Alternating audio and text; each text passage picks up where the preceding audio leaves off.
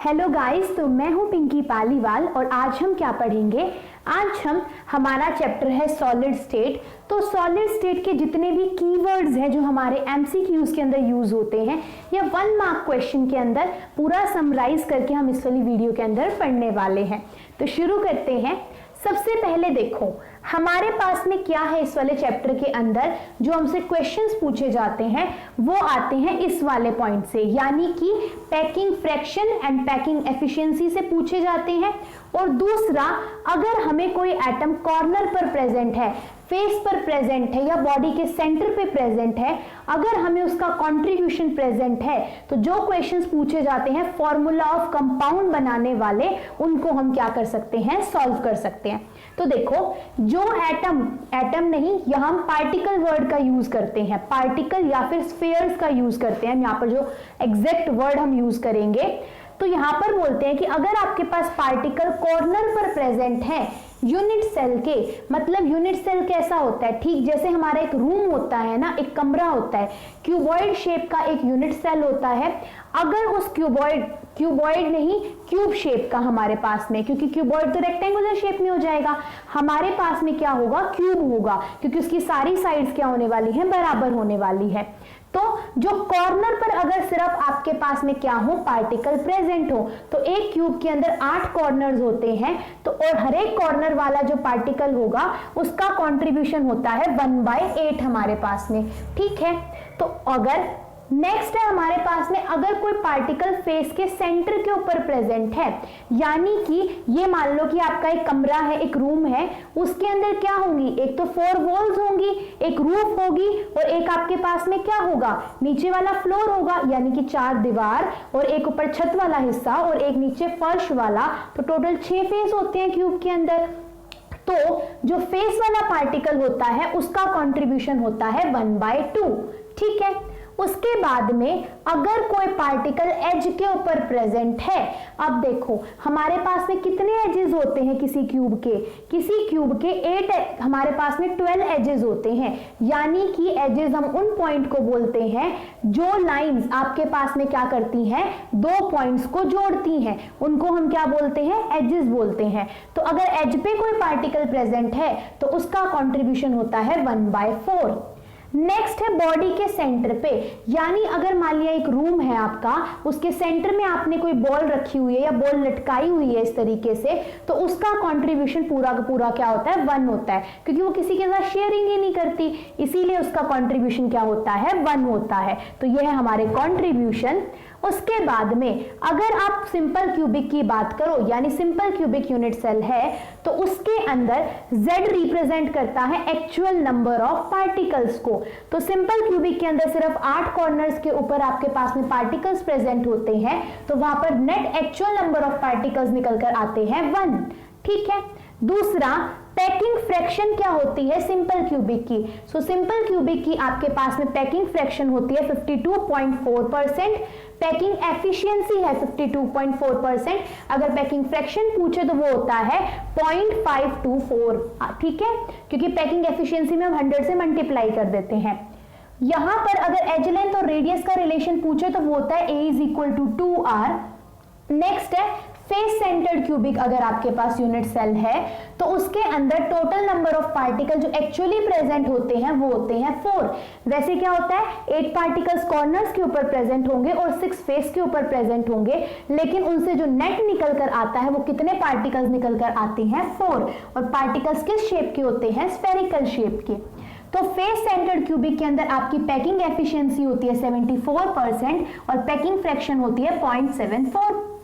उसके बाद में एज लेंथ और रेडियस का रिलेशन फेस सेंटर्ड क्यूबिक के अंदर होता है एज लेंथ = 4r/√2, जबकि बॉडी सेंटर्ड के अंदर एज लेंथ बराबर होती है 4r/√3 के बराबर। नेक्स्ट है body centred cubic. So body centred cubic के अंदर क्या होता है, 8 कॉर्नर्स के ऊपर पार्टिकल्स प्रेजेंट होते हैं और एक बॉडी के सेंटर पर।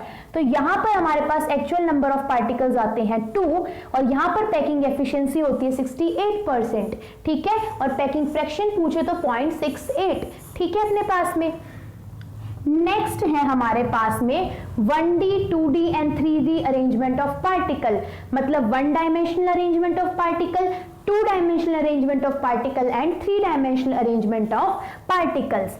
ठीक है, तो जब हमारे पास में वन डायमेंशनल होती है अरेंजमेंट ऑफ पार्टिकल्स तो हमारा कोऑर्डिनेशन नंबर आता है 2, यानी कि अगर आपने एक लाइन के अंदर पार्टिकल्स अरेंज कर रखे हैं तो जो बीच वाला पार्टिकल होगा वो बाकी 2 के साथ में क्या होगा, आपका अटैच हो रहा होगा, यानी कि टच हुआ होगा, तो उसका कोऑर्डिनेशन नंबर होता है 2। सेकेंड है टू डायमेंशनल आपके पास में close packing. Two dimensional close packing 2 तरीके से होती है, एक होती है square two dimensional close packing और एक होती है hexagonal two dimensional close packing. So जो स्क्वायर क्लोज पैकिंग होती है टू डायमेंशनल वाली, उसको रिप्रेजेंट करते हैं हम ए से, मतलब कि सारे के सारे पार्टिकल्स क्या हैं, एक जैसे हैं, यानी एक ही तरीके से रखे हुए हैं, तो उस केस के अंदर कोऑर्डिनेशन नंबर आता है 4। दूसरी अरेंजमेंट होती है टू डायमेंशनल की हेक्सागोनल, जिसके अंदर क्या होगा, एक लाइन आपके पास है पार्टिकल्स की रखी होगी, मान लो कि आपके पास में बॉल है, एक लाइन आपने बॉल्स की लगा दी। अब जो बॉल्स होंगे ना, बिल्कुल एक बॉल के ऊपर नहीं रखोगे, जो नीचे 2 बॉल्स के बीच में जगह बची थी वहां पर आप रखोगे, तो उस अरेंजमेंट को हम बोलते हैं ए बी अरेंजमेंट, और इसके अंदर आपके पास में कोऑर्डिनेशन नंबर होता है 6। ठीक है, नेक्स्ट है three dimensional close packing. So three dimensional close packing भी 2 टाइप की होती है, एक होती है सिंपल क्यूबिक, जिसके अंदर अगेन आपके पास में अरेंजमेंट होगी ए टाइप की, मतलब सारे के सारे पार्टिकल्स एक ही तरीके से रखे हुए होंगे, उसके अंदर कोऑर्डिनेशन नंबर होता है 6, कब, 3 डायमेंशनल अरेंजमेंट के अंदर। नेक्स्ट है जब ए बी टाइप की अरेंजमेंट हो, जो कि होती है बॉडी सेंटर्ड क्यूबिक के अंदर, यानी कि आपके पास में 2 अलग अलग तरीके से पार्टिकल्स रखे हुए हैं, तो कोऑर्डिनेशन नंबर आता है 8 आपके पास में। ठीक है, तो यहां से आपके पास में कोऑर्डिनेशन नंबर डायरेक्टली पूछे जाते हैं कि 1 डायमेंशनल में कितना कोऑर्डिनेशन नंबर होता है, 2 डायमेंशनल में कितना होता है, 3 डायमेंशनल में कितना होता है, तो ये हो गए हमारे कोऑर्डिनेशन नंबर। नेक्स्ट, अगर वो पूछ ले HCP यानी हेक्सागोनल क्लोज पैकिंग, CCP यानी क्यूबिक क्लोज पैकिंग, FCC यानी फेस सेंटर्ड क्यूबिक, तो इन तीनों का ही कोऑर्डिनेशन नंबर कितना होता है, 12 हमारे पास में, यानी कि 12 होता है।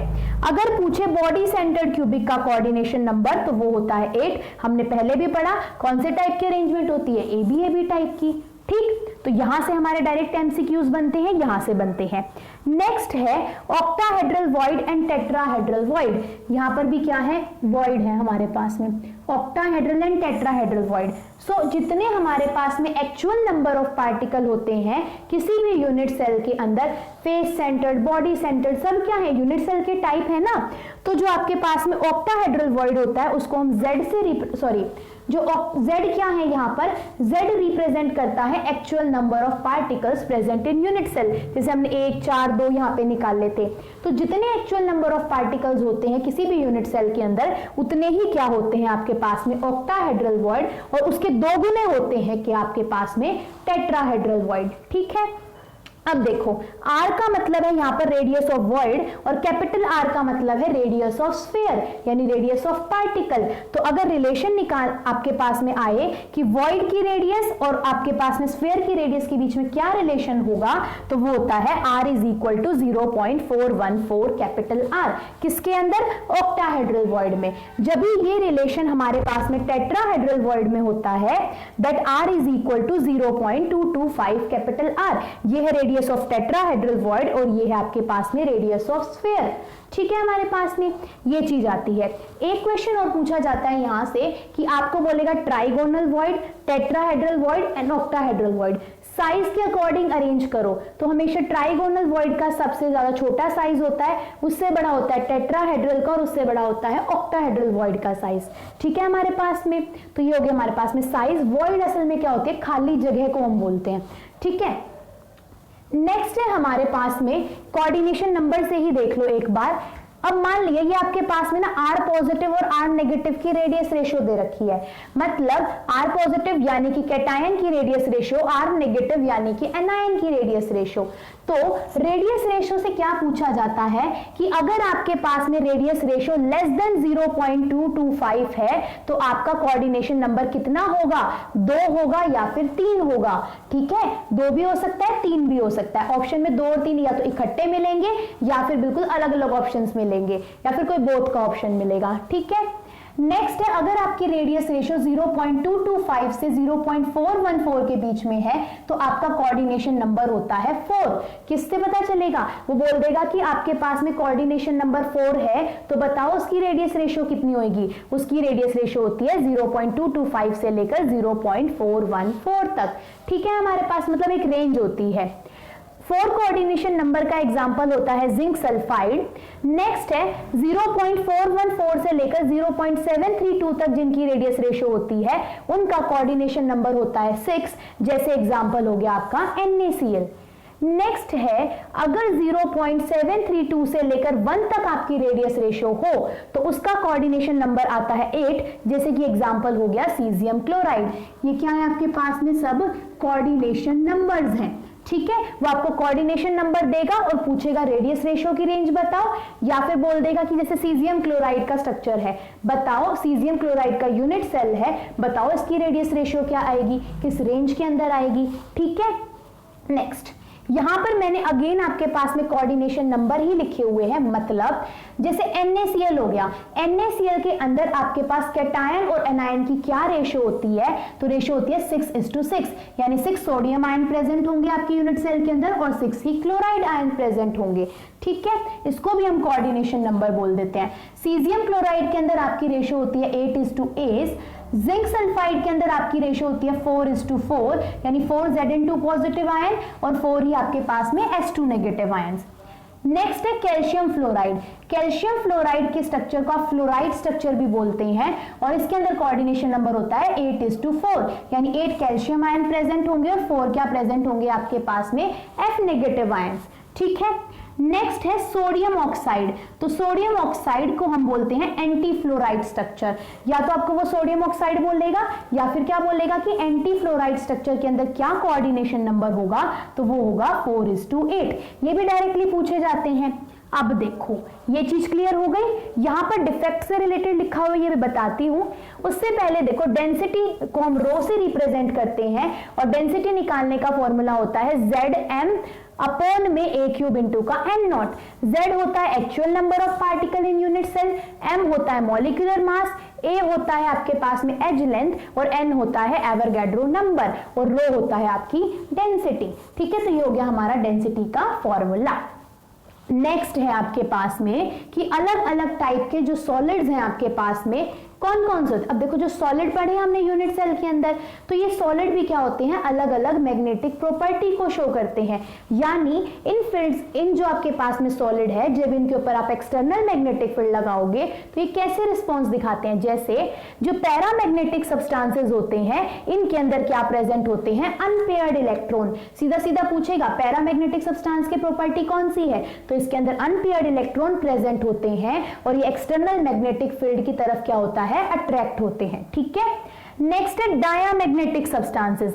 डाया मतलब पेयर बन चुके होंगे, सो नो अनपेयर्ड इलेक्ट्रॉन, और जब अनपेयर्ड इलेक्ट्रॉन नहीं होते तो वो सब्सटेंस आपके पास में एक्सटर्नल मैग्नेटिक फील्ड की तरफ अट्रैक्ट नहीं होता, जबकि क्या होता है, वो रिपेल होता है।